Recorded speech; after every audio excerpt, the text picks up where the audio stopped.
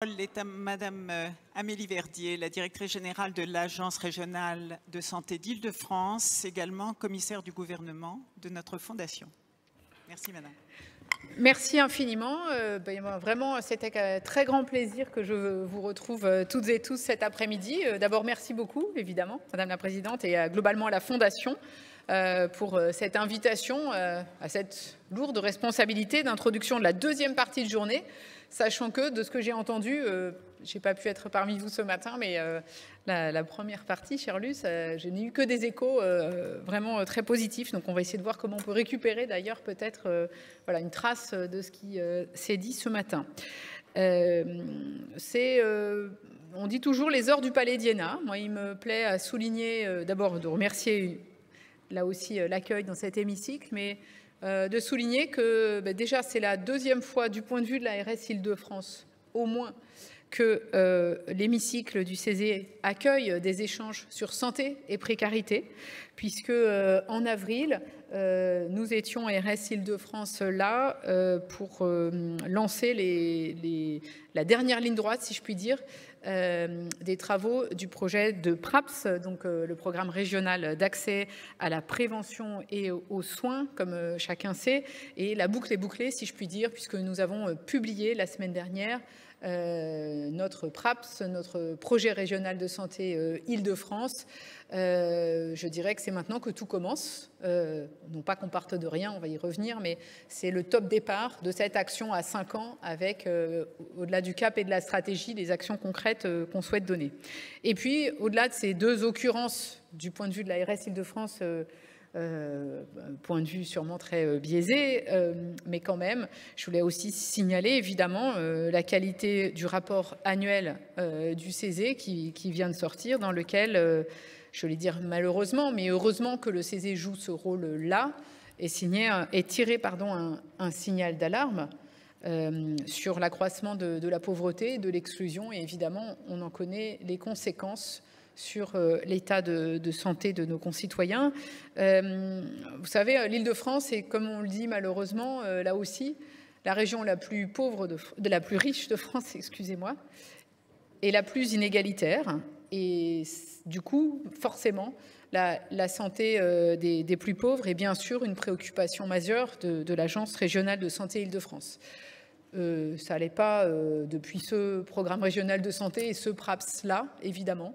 La réduction des inégalités sociales et territoriales de santé est un peu au frontispice de tous nos travaux. Mais c'est aussi important, c'est pour ça que je me réfère aussi au titre du colloque du jour, de prendre le temps de la recherche pour mieux comprendre à la fois les phénomènes de production et de reproduction de pauvreté et d'inégalité, et aussi de ce qui est efficace pour lutter contre ces effets. Je l'ai dit, on a un certain nombre de documents de stratégie. Je pense que vous saurez les retrouver, donc je ne vais pas vous faire l'affront de les rappeler ici. Je voulais peut-être accentuer, plutôt mettre un coup de projecteur sur quelques sujets. Vraiment le PRAPS, donc je l'ai cité, qui a été beaucoup co-construit. On a essayé de le faire comme ça, avec prendre le temps de ces allers-retours aussi, pour vérifier qu'on calait bien les priorités. Une nouvelle fois, nous rappelle effectivement la situation des plus vulnérables qui vivent avec des désavantages majeurs de revenus, bien sûr, d'emploi, de logement, et d'utilisation de services et de liens sociaux et de renonciation aux soins. Et la coutume de dire, le ministre le dit souvent, il est ministre de la Santé et de la Prévention. Je voulais insister sur le fait que c'est aussi en matière de prévention, par la prévention, qu'il faut qu'on puisse commencer. Si on veut effectivement avoir une action effective. Évidemment, elle paraît peut-être vaine pour des personnes qui n'ont même pas de logement que de parler de prévention en santé, mais je sais qu'ici, on a les acteurs du quotidien qui démontrent qu'on peut aussi faire des choses en la matière. Donc le PRAPS, encore une fois, il est malheureusement, en fait, d'une certaine manière, dans la continuité du précédent, en ce que nos objectifs ne sont pas nouveaux. En revanche, ce qu'on a essayé de faire, et c'est pour vous donner peut-être envie d'aller le lire dans sa version définitive, c'est encore plus que les précédents de le nourrir des expériences de terrain pour repérer à la fois quand même ce qui fonctionne. Il y a beaucoup de choses pour lesquelles on peut être fier quand même des résultats obtenus, il faut le dire, mais aussi de repartir de ces expériences de terrain pour repérer les manques et les obstacles, ce qui, dans le droit commun, fait échec au bon accès aux soins et à l'amélioration de la situation de santé. Et on est aussi, et c'est ce qu'on a essayé de faire dans ce document-là, dans une optique d'approche de l'ensemble des acteurs, du système de santé, mais même au-delà. C'est évidemment classique, si je puis dire, d'échanger avec les acteurs du logement. On a aussi eu l'occasion de le faire avec le directeur de la santé publique, avec les aménageurs, tout simplement, pour réfléchir effectivement dans la conception même de politiques publiques qui, en première approche, peuvent être éloignées de la santé. Mais en fait, non. Et comment ensuite, concrètement, voilà, y compris quand on conçoit des programmes d'aménagement urbain, évidemment, il ne s'agit pas uniquement de se dire qu'en rez-de-chaussée, on mettra un centre de santé ou un cabinet de professionnels de santé, mais de réfléchir à la manière dont l'aménagement lui-même aussi, évidemment, invite à l'activité physique, permet du lien social. Bref, je le dirais sûrement moins bien que beaucoup d'entre vous. Voilà, le PRAPS sera pour nous la référence, mais ce qui m'importe encore une fois, c'est qu'on se dise effectivement qu'il est aujourd'hui l'heure de passer à sa déclinaison pratique et concrète qui nous est demandée. Je voulais aussi, dans cette introduction à vos travaux de l'après-midi, peut-être revenir un tout petit peu sur ce qui caractérise la santé des personnes en situation de grande pauvreté, la nature et les causes des situations de renoncement aux soins ou les difficultés tout simplement à suivre les parcours de santé. J'ai été ce matin dans un XAPA et c'est aussi intéressant de regarder les cas concrets de parcours et de moments où les personnes décrochent en fait, et de comprendre que ce n'est pas parce qu'on a, je dirais, défini selon les bonnes pratiques le parcours qu'ensuite on arrive à faire que les personnes s'y inscrivent. Donc comprendre comment on doit améliorer ces fonctionnements. Aujourd'hui, on ne peut pas dire qu'on manque de données, même si elles sont parfois trop éclatées. C'était un des points qui me semblait important sous les auspices de la Fondation de mentionner cet après-midi. Nous échangeons avec le directeur de l'adresse, le directeur général de l'ARS Occitanie, qui je crois s'est exprimé ce matin, je ne sais pas si tu en as parlé ou pas, mais pourra en témoigner, c'est-à-dire qu'on a des acteurs, y compris nationaux, qui s'intéressent à ces questions et qui regardent comment est-ce qu'on peut mieux mesurer les choses. Santé publique France, pour sa part aussi, fait des travaux très intéressants. Au niveau régional, nous avons la chance d'avoir un formidable observatoire régional de santé qui a produit beaucoup de travaux de grande qualité. Ça a été d'ailleurs une des bases pour le PRS. Il a refait une mise à jour, je dirais, de l'état de santé des Franciliens qui nous a beaucoup inspirés.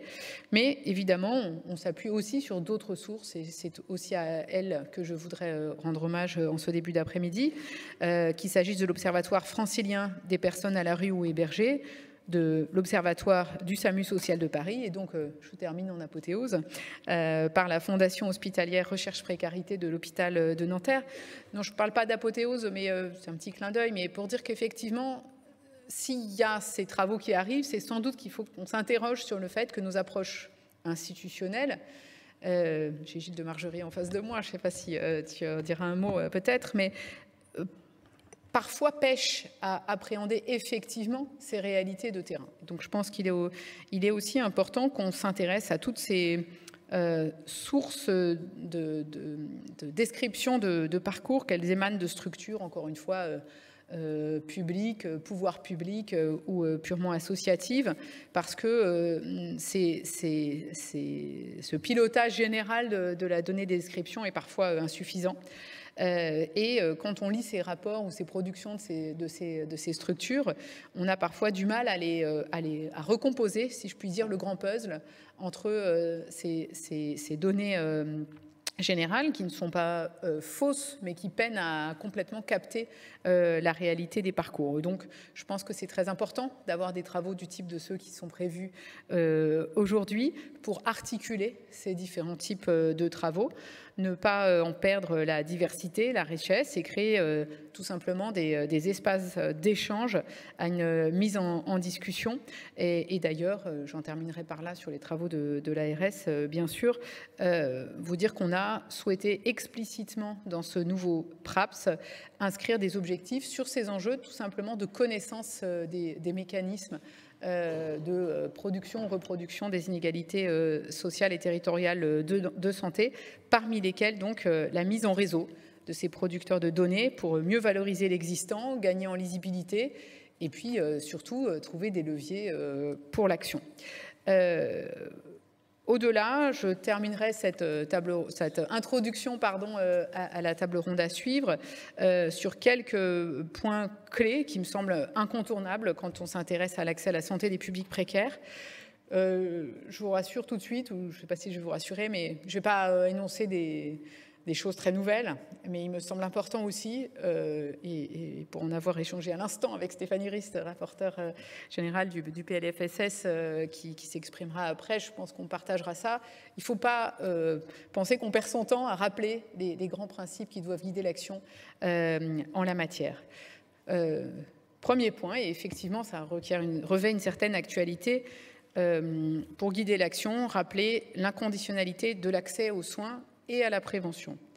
Et en soi, on aurait peut-être dû commencer par la prévention, mais je pense qu'on est convaincu à l'ARS Île-de-France, que j'ai l'honneur de diriger, que c'est tout simplement comme ça qu'on est le plus efficace, ce qui suppose aussi que l'ensemble des acteurs du système de soins prennent leur part dans cette inconditionnalité. Mais comme j'aime à être plutôt dans la catégorie des verres à moitié pleins que dans celle des verres à moitié vides, je trouve pour ma part, en fait, que dans la région, en tout cas, il y a une assez grande solidarité entre acteurs et que je ne peux pas dire qu'on constaterait une partie d'acteurs qui s'occuperaient inconditionnellement de tous ceux qui ont besoin de soins et d'autres qui considéreraient que ce n'est pas leur affaire. Ce n'est pas forcément simple à organiser, mais je pense qu'il y a des motifs d'espoir. On a par ailleurs, et plus terre à terre, je voudrais le dire, de nombreux dispositifs en Île-de-France pour faire face à cela et reconnaître, on le fait parfois sur le fonds d'intervention régionale, peu importe, quand il y a une défaillance, quand on a un besoin manifeste, mal pris en charge, on imagine des nouveaux modes d'action. C'est aussi la force des ARS.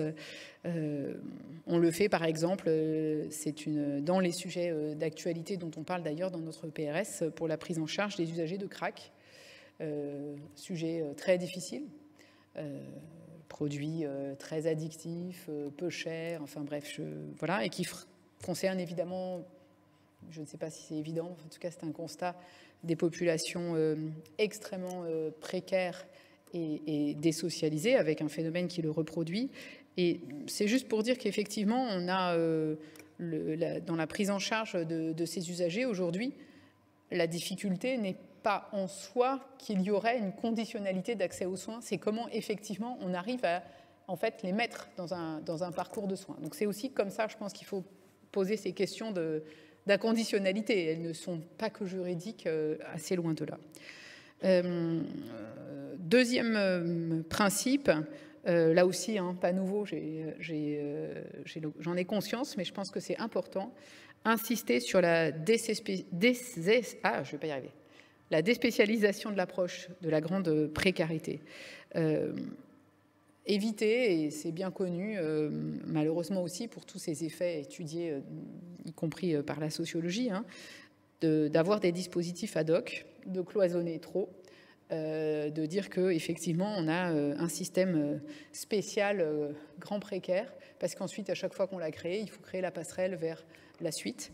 C'est facile à dire et pas du tout facile à faire, j'en ai bien conscience aussi, mais c'est bien l'ensemble du système de santé qui doit s'interroger sur la manière de prendre en charge les personnes les plus précaires. Quand on développe des nouveaux dispositifs, encore une fois, je pense que c'est quelque chose qu'on essaye d'avoir toujours en tête, hein, à la fois de répondre aux défaillances de nos parcours, mais sans inventer, entre guillemets, encore une boîte de plus. Troisième grand principe, tout simplement penser avec les personnes et pas pour elles, mais sans elles. Il faut prendre en compte l'expérience de la personne concernée dans la mise en œuvre des actions de tout type d'intervention. C'est encore plus vrai en prévention, évidemment. C'est pas parce qu'il y a une situation de vulnérabilité particulièrement intense qu'on doit ou qu'on peut même en fait faire sans. Et là aussi, je me permets, j'attends beaucoup de vos travaux pour regarder ce qui fonctionne. On a, je pense, sur la période récente, développé des systèmes de pair aidance, par exemple, de qualification aussi des personnes. C'est de la valorisation des acquis de l'expérience un peu particulière, mais réelle. C'est une humilité collective qu'il nous faut avoir aussi pour arriver à le penser et qu'on sache effectivement valoriser ces savoirs expérientiels. Quatrième principe, évidemment, l'interdisciplinarité et le fait que pour faire face à des situations complexes, on ne s'en sort qu'en mêlant les approches professionnelles. Il n'y a pas, encore une fois, que pour la grande précarité, mais c'est encore plus vrai dans ce domaine. Et ça me mène au dernier principe, qui est celui de la coalition. Permet un petit clin d'œil à mon prédécesseur qui l'a beaucoup porté. Il s'est beaucoup vu pendant le Covid, y compris d'ailleurs pour aller faire de l'aller vers intense pour les plus précaires et les personnes à la rue notamment. Mais en fait, c'est un principe beaucoup plus large pour agir. C'est un principe dont on a fait un axe de notre projet régional de santé là encore, mais il ne s'applique pas qu'aux plus précaires, mais il est particulièrement pertinent dans ce champ parce que je dirais que la première chose à dire quand on regarde la situation d'accès aux soins des précaires, c'est tout simplement qu'ils considèrent que ce n'est pas pour eux et qu'en fait, si on n'a pas effectivement une coalition d'acteurs associatifs, collectivités locales, services de l'État, de l'assurance maladie, chacun avec à la fois sa place institutionnelle, sa capacité, je dirais, à effectivement être reconnu comme un interlocuteur effectif, en fait, par la personne. Le vocabulaire est peut-être pas adapté, mais on le sait tous, des personnes qui parfois, en fait, ont d'abord une défiance par rapport à l'institution, quelle qu'elle soit. Et c'est bien en faisant coalition qu'on peut avoir des clés pour avancer et construire des parcours. Donc voilà, j'ai bien conscience avec ces quelques principes de ne faire peut-être qu'énoncer des choses qui vous semblent évidentes. Je voudrais vous dire à quel point pour l'ensemble des équipes de l'Agence régionale de santé Île-de-France, voilà, ils sont des marqueurs importants de notre action et c'est aussi avec cela, à partir de ces principes, qu'on s'interroge face aux sollicitations régulières que nous recevons pour voilà, tout simplement savoir si on est sur la bonne voie. On est sur des objectifs qui sont assez largement consensuels, à vrai dire. Réjouissons-nous-en. Et en revanche, des résultats qui restent aujourd'hui encore trop insuffisants. Donc j'ai hâte, tout simplement, d'entendre, bien sûr, les échanges qui vont suivre sur les solutions pour prendre en charge la santé des plus pauvres, c'est ça, mais je ne vous vole pas la suite. Encore une fois, je me réjouis de voir autant de grands esprits dans cette assemblée et je suis sûre qu'on sera un petit peu plus riche à la fin de cet après-midi que ce matin. Merci.